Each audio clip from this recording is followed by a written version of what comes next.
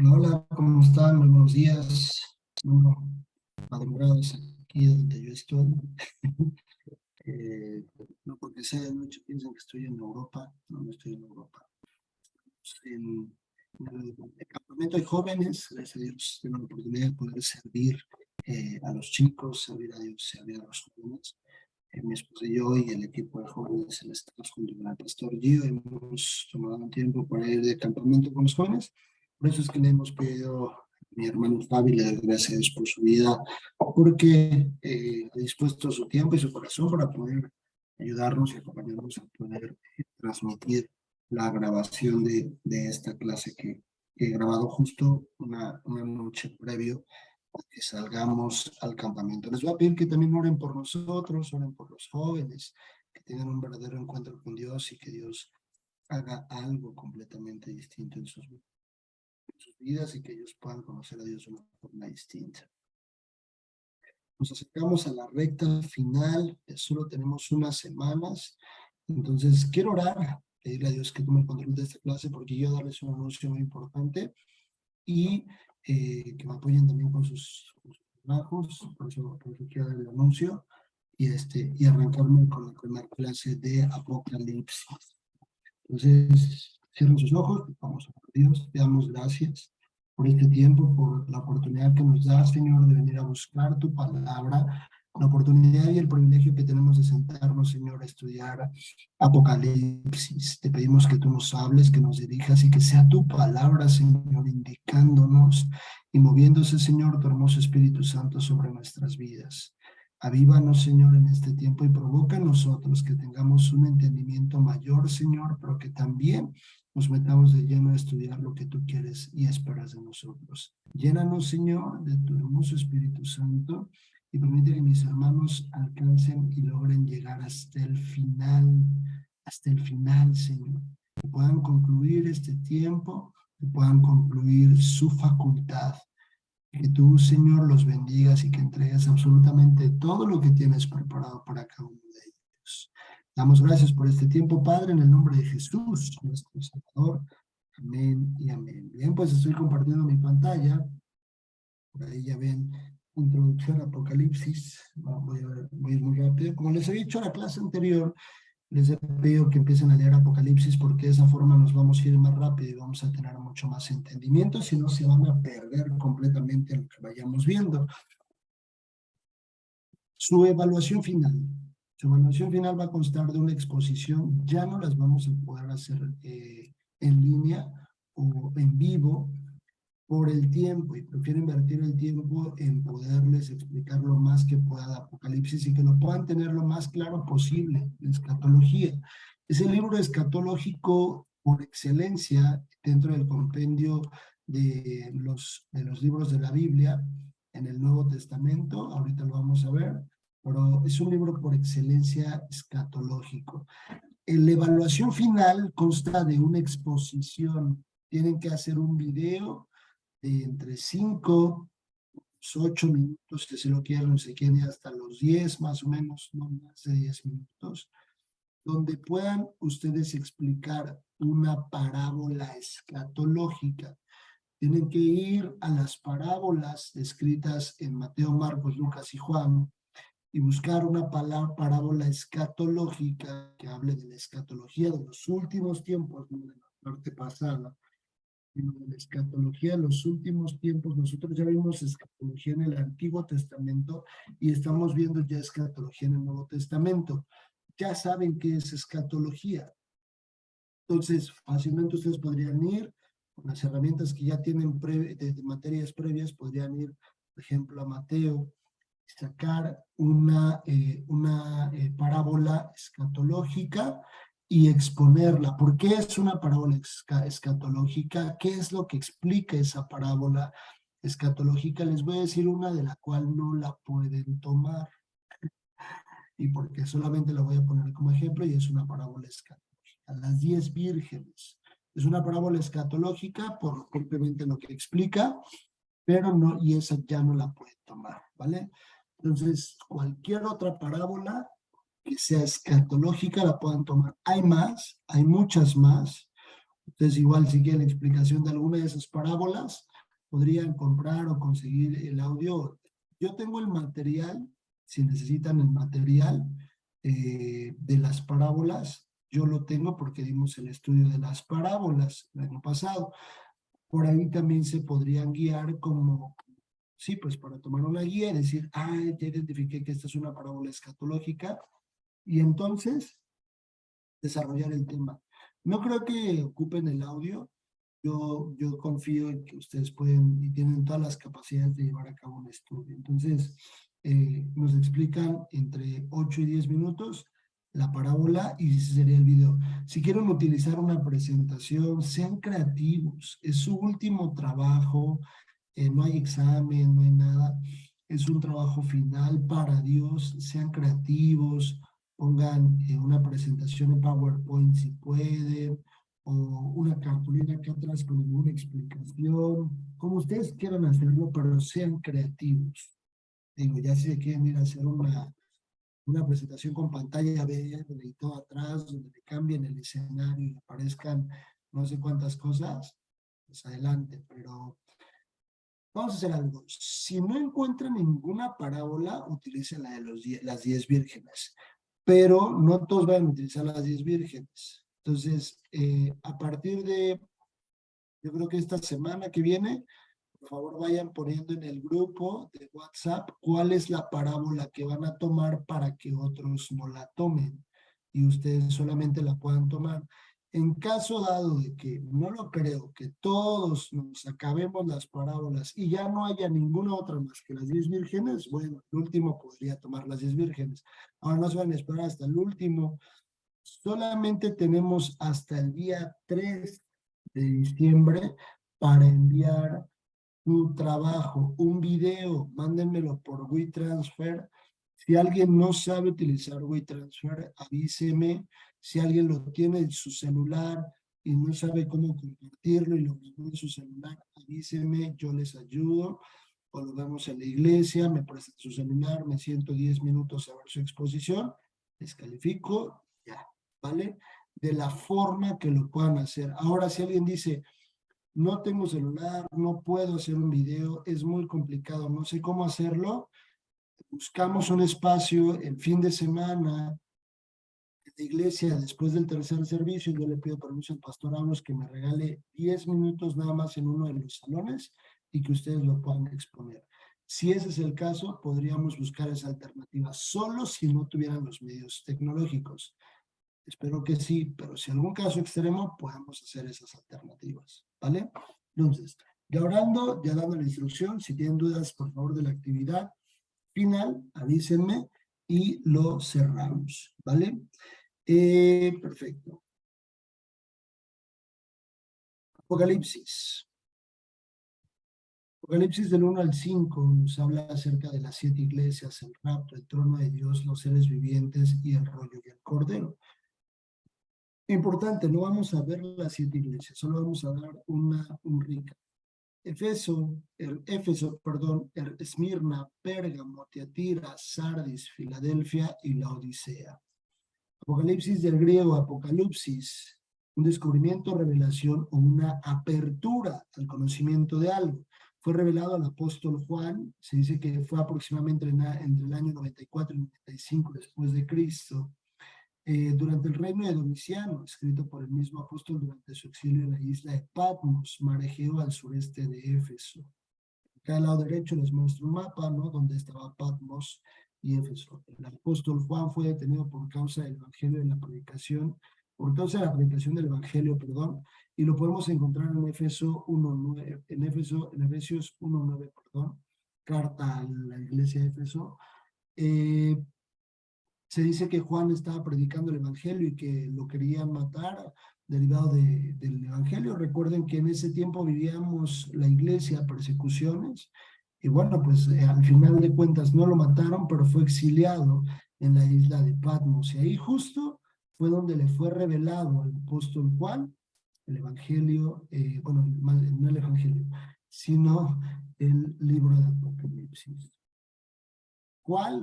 Un discípulo nombrado en Juan 21:20 como el discípulo amado. Juan se autonombra como el discípulo amado y sabemos por qué lo hace. Porque Jesús Es el único en la Biblia, el único discípulo que aparece que se recostó en el pecho de Jesús. En el siglo II, algunos testigos dicen que Juan fue el autor de ellos. Propiamente los que lo mencionan fueron Justino, Mártir, Irenoe, Clemente de Alejandría y Tertuliano. Algunas evidencias las podemos ubicar como, por ejemplo, Juan se nombra tanto en Apocalipsis como en el Evangelio de Juan, como nombran a Jesús, perdón, como el Verbo. Lo nombra como el Verbo, es el único que lo menciona como el Verbo. También Jesús es mencionado como el Cordero en Juan y Apocalipsis, en Juan 1:9 y Apocalipsis 5:6. Apocalipsis, al ser un libro profético, contiene información histórica a reserva de las 7 iglesias en las que aparece, al parecer Juan había ministrado, en las iglesias ubicadas en Asia, ahí hay una falta de una, perdón, Asia Menor, en la Nueva Turquía. Se debe cuidar mucho la interpretación de este libro porque algunos pueden tergiversar y malinterpretar. Es un libro de revelación, es un libro donde existen muchas figuras, existen muchas metáforas, existen diferentes tipos de escritura, no propiamente es literaria. Dentro de las 7 iglesias debemos nosotros estudiar el contexto cultural, el significado del nombre, el periodo escatológico que vivieron cada una de las iglesias, el mensaje que fue escrito específicamente a la iglesia y cómo aplica para nosotros ese mensaje. Son algunos tips y puntos que deben de considerar cuando ustedes vayan a estudiar a cada una de las iglesias. Les sugiero que sí lo hagan. Sugiero verdaderamente que sí se sienten a estudiar cada una de las iglesias. Creo que perdí ahora sí otra vez. Sugiero que ustedes estudien y se sienten a estudiar cada una de las iglesias. Si ustedes así lo consideran necesario y lo quieren hacer, podrían acudir por medio de Pame Dueñas a poder conseguir los audios de Apocalipsis, las primeras 7 iglesias. O si en su efecto quisiera, nosotros tenemos un material que ya hemos ido construyendo poco a poco, derivado del estudio que hemos estado haciendo a lo largo del año de Apocalipsis. Después de mi comercial, ahora sí. El rapto. Previo a que suceda lo que menciona Apocalipsis número 4, en Tesalonicenses 4:13, habla en la Biblia acerca del rapto o del arrebatamiento. Ambos conceptos son válidos. Solo es un concepto. Decir rapto es un concepto. Muchas personas dicen, no, ¿cómo vamos a decir rapto? Porque pues Dios no es así. Pero dice la Biblia como ladrón en la noche. Dios no es un ladrón. Solo es un ejemplo de un ejemplo mucho más tácito de cómo podríamos identificar o correlacionar ese concepto o ese hecho que sucederá. Primer carta a los Tesalonicenses, capítulo 4, perdón, verso a partir del 13, dice: a partir de este versículo también es parte de aquellos versículos que se utilizan para poder predicar o compartir una reflexión dentro de un funeral. Cuando hay un funeral y ustedes llegaran a tener la oportunidad y dicen, yo no sé ni qué predicar o qué se habla, se llevan las personas, es una oportunidad de predicar el evangelio y que las personas que están ahí se pongan a cuentas con Dios. Y uno de los versículos o uno de los temas importantes que se pueden compartir puede ser cuando Lázaro está muerto y llega Jesús y lo resucita, que es una de las interpretaciones de la iglesia. Si bien en ese momento Lázaro resucita a vida, nosotros resucitaremos, dice la Biblia, a una vida eterna con él. Y dice en Apocalipsis, en 1 Tesalonicenses 4:13, tampoco queremos, hermanos, que ignoréis acerca de los que duermen, el sueño de los justos. No es que las personas estén en la presencia de Dios. Es incorrecto decir, ya se fue a la presencia de Dios, ya le está alabando ahorita. No, la realidad es que la Biblia dice a los que duermen. No que ignoréis acerca de los que duermen, para que no os entristezcáis como los otros que no tienen esperanza. Claramente siempre en una pérdida va a doler el corazón y la parte física, la parte carnal en nosotros va a doler por la ausencia de la persona, pero la Biblia es muy explícita cuando dice, no se entristezcáis como los que no tienen esperanza. Hay esperanza en Cristo, que si una persona muere en Cristo, y nosotros llegamos a morir en Cristo, así lo creemos, primero Dios, o somos parte de aquellos que serán en el rapto, nosotros nos volveremos a ver, porque si creemos que Jesús murió y resucitó, así también traerá Dios con Jesús a los que durmieron en él. Por lo cual nos decimos, esto en palabra del Señor, que nosotros que vivimos, que habremos quedado hasta la venida del Señor, no precederemos a los que durmieron. Es decir, primero van los que durmieron. Pero es un paralelo, digamos que es un hecho, un suceso, algo que va a pasar un poco en paralelo. Resucitan los muertos y enseguida nosotros. Aquí lo dice.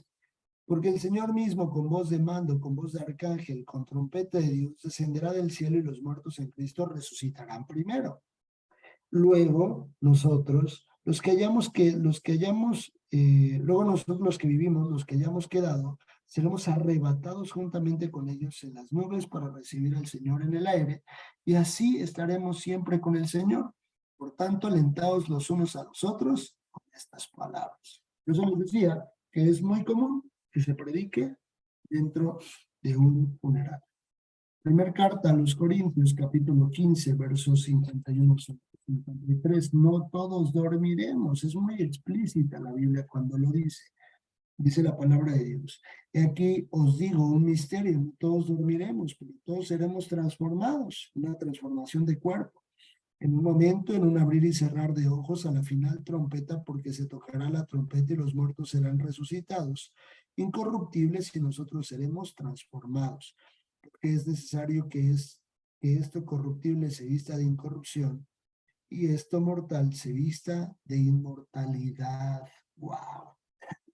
Recordemos lo que la Biblia dice en Juan 14:1-3. Voy a preparar morada y si no hubiese lugar en el cielo para ustedes, yo se los diría.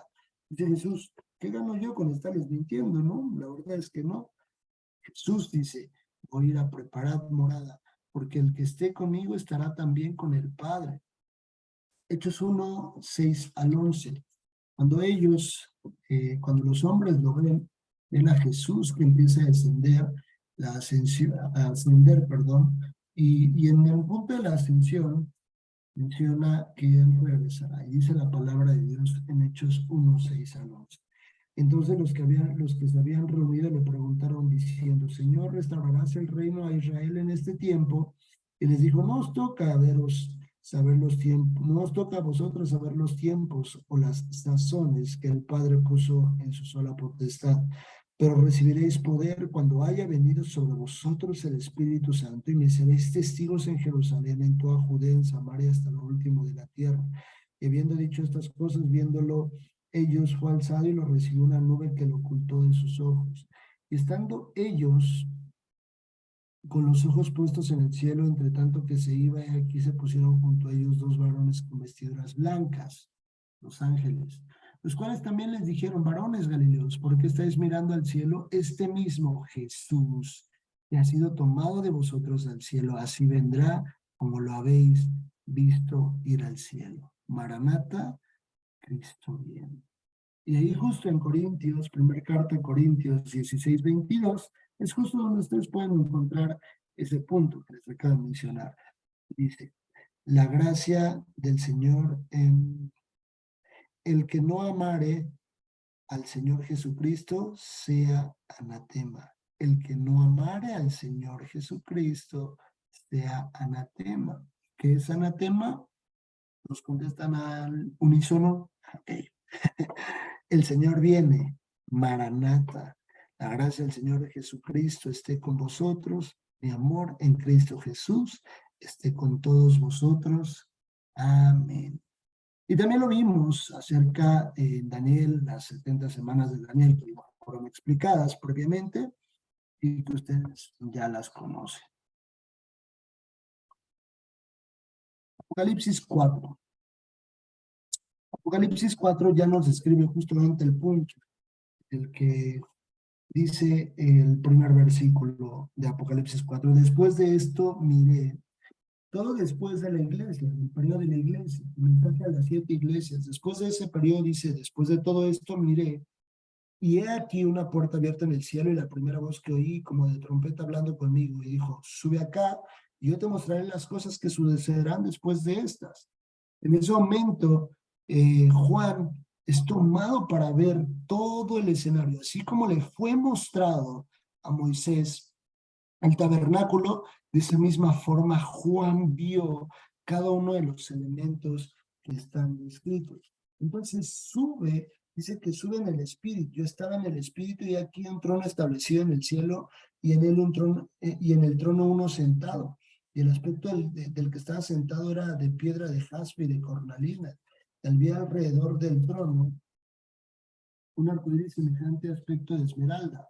El arcoíris solamente era de un color, del color verde, color esmeralda, que este color se refiere a una esperanza eterna.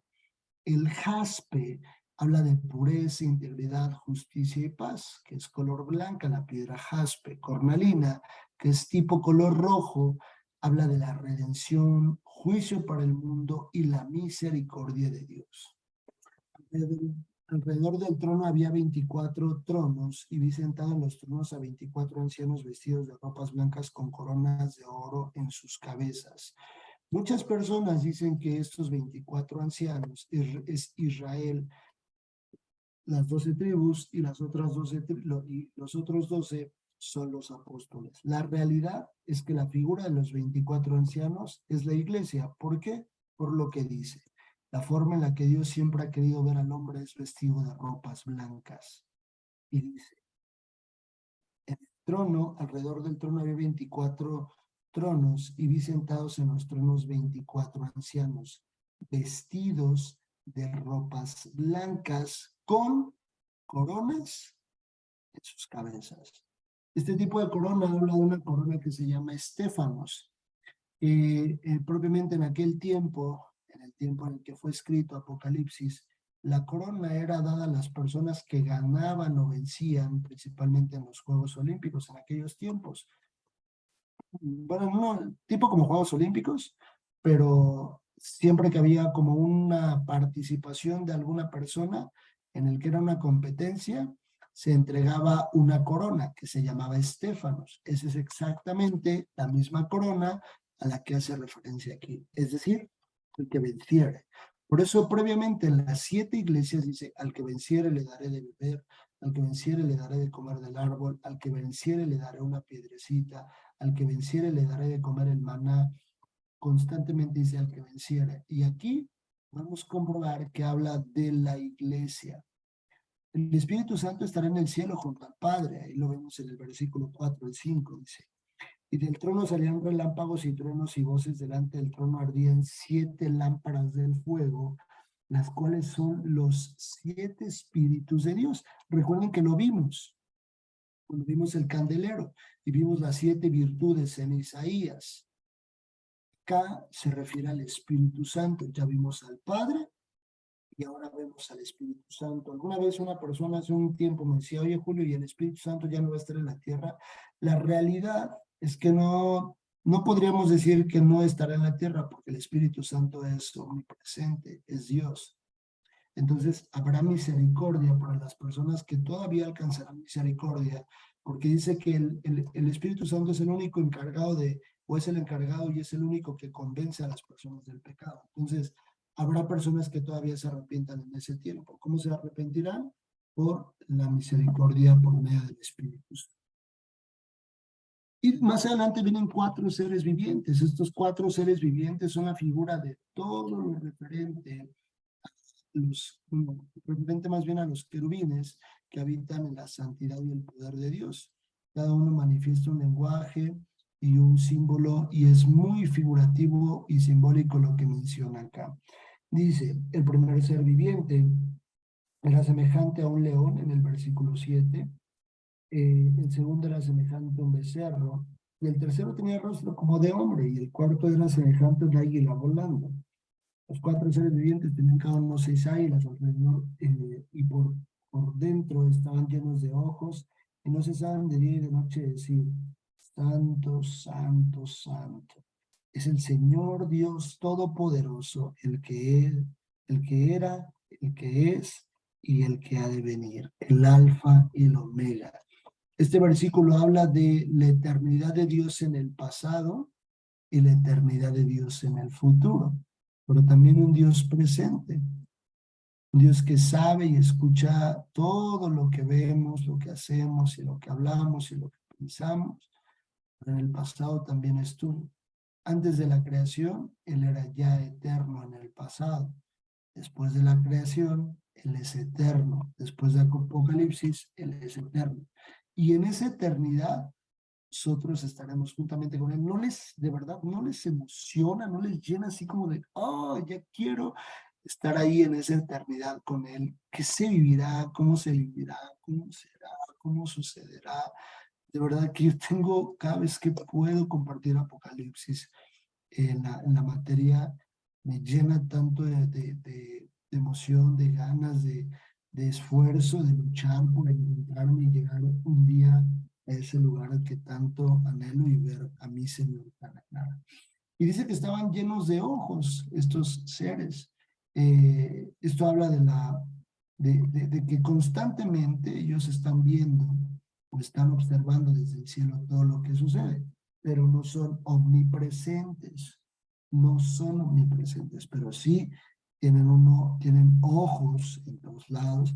Por ahí hay algunas imágenes que rondan en el internet acerca de cómo serían.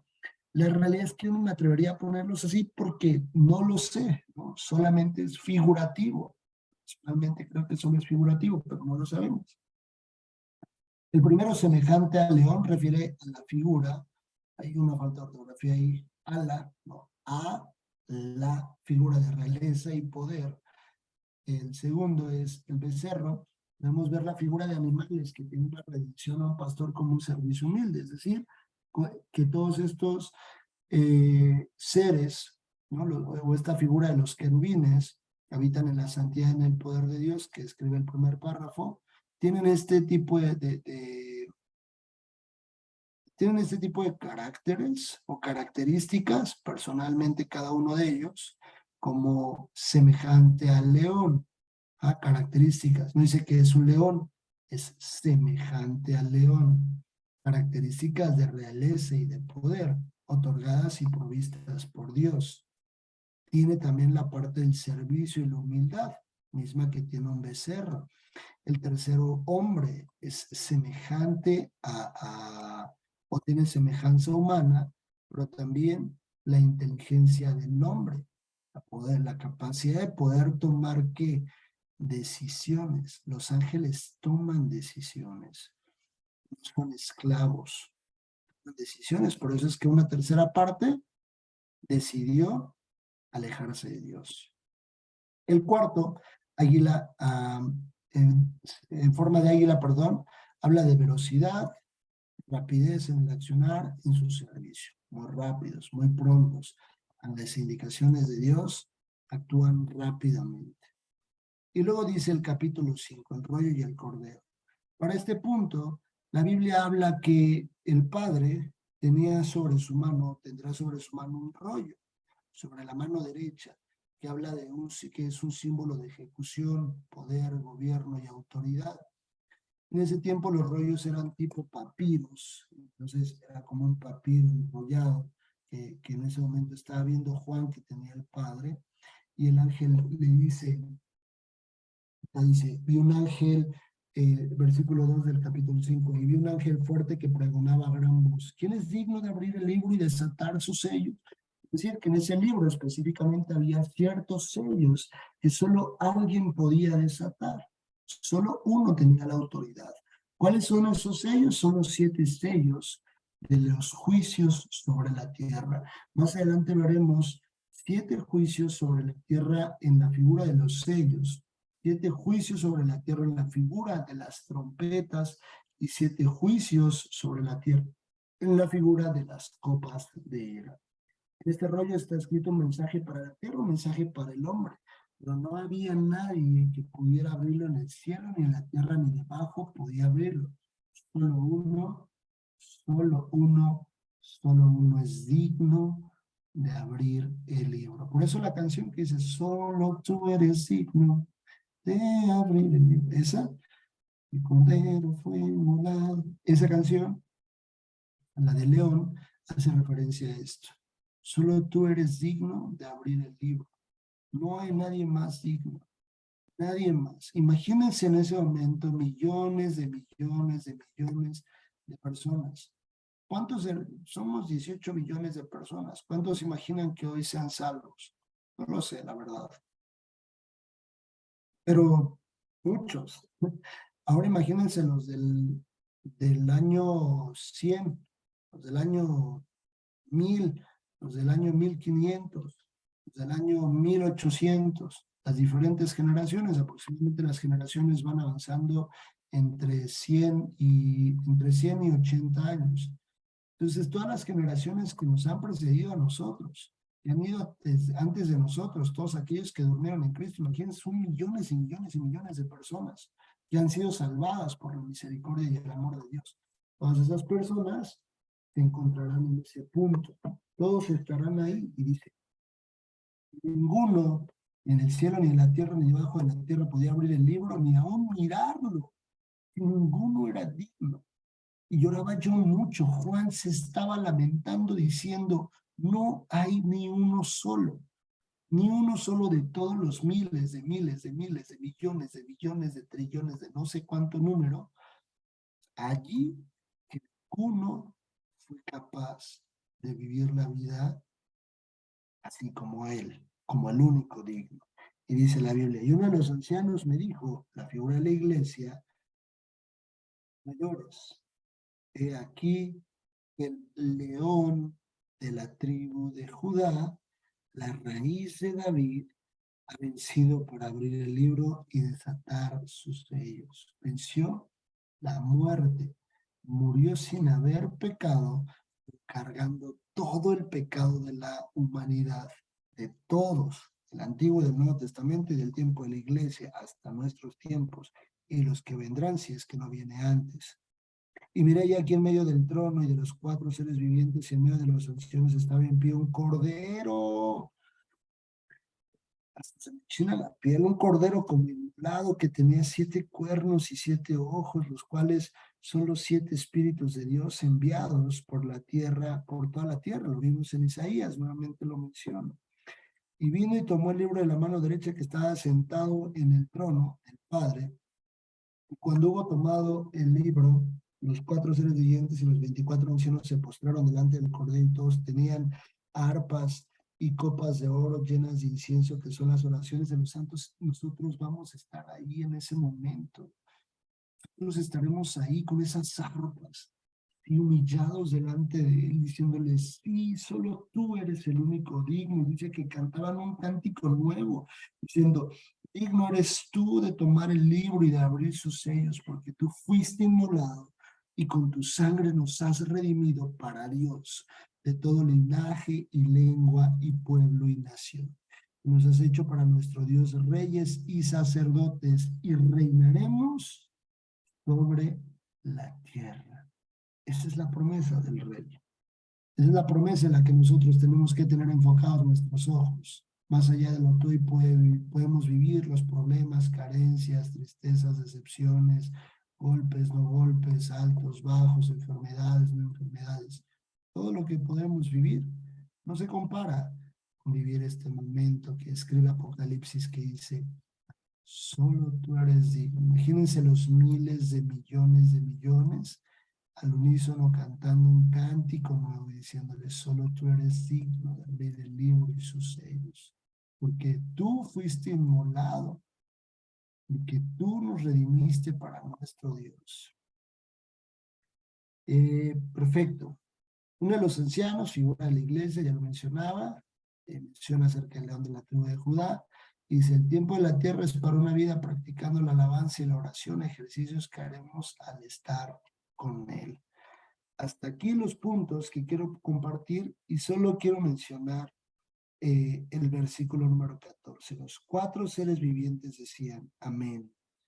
Y los 24 ancianos se postraron sobre sus rostros y adoraron al que vive por los siglos de los siglos.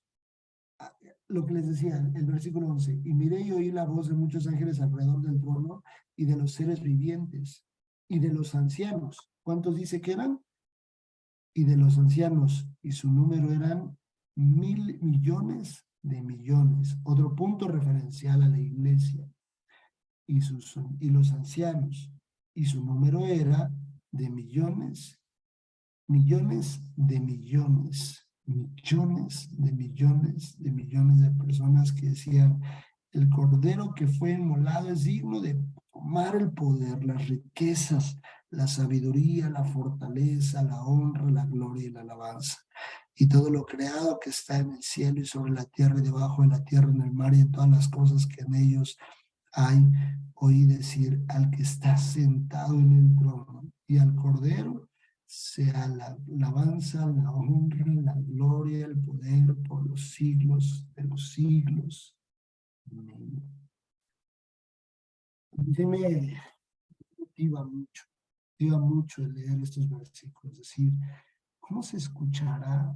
¿Cómo se escuchará? ¿Cómo se llegará a escuchar ese momento en el que todos estemos cantando? Mira, si en la iglesia luego se provoca un ambiente hermoso con Dios, ahora imagínense en ese lugar lo que se sentirá poder adorarlo frente a frente y verlo pasar como el cordero inmolado, como el león de la tribu de Judá, con su amor, con su humildad, con su poder, con la luz propiamente, porque Él es esa luz. Yo sí, de verdad, de estos versículos me motiva demasiado. Pues vamos a dar gracias a Dios por esta clase, por este tiempo, ha llegado a su fin. Y a partir de la segunda clase veremos la gran tribulación, así que les voy a pedir que leamos, sigamos leyendo y avanzando Apocalipsis. Como lo vieron, es una vista general de las figuras, los puntos importantes, los puntos relevantes. No nos detenemos a revisar. Y dice versículo 1, versículo 2. Si no es, nos vamos de corrido. Entonces, les voy a pedir que para la siguiente clase ya tengamos leídos, al menos ahorita ya habíamos que tener leído hasta el capítulo 5. 6, capítulo 6, 7, 8, 9, 10, 11, 12, 13, 14, 15, 16, 17. Las siguientes dos clases venimos aproximadamente hasta el capítulo 18 más o menos. Entonces, para que podamos ir a la medida de lo posible avanzando en la lectura de la palabra de Dios. Acompáñenme a darle gracias a nuestro Dios por el tiempo. Cierren sus ojos, por favor. Y vamos a orar. Dios, te damos gracias por tu palabra. Te pedimos que quede guardada, Señor, y sellada en nuestro corazón. Solo tú eres digno. Solo tú eres el único digno, Señor, de abrir ese libro y desatar los sellos. Te pedimos, mi Dios, que tu palabra quede tan guardada en nuestro corazón, que cada segundo lo vivamos anhelando demostrarte cuánto decimos amarte a ti. Gracias por todo, Padre. Te entregamos este tiempo y te pido que bendiga, Señor, en todo lo que tiene precio y lo que no tiene precio en mis hermanos. Guárdalos en el nombre de Jesús. Amén. Amén. Bonita noche a todos. No sé por qué dije noche, porque es de noche donde yo estoy. Son las 4 de la mañana. Entonces, primero Dios, bonito día para todos, bonito fin de semana, que nos guarde, que nos bendiga y un fuerte abrazo a todos. Chao, chao.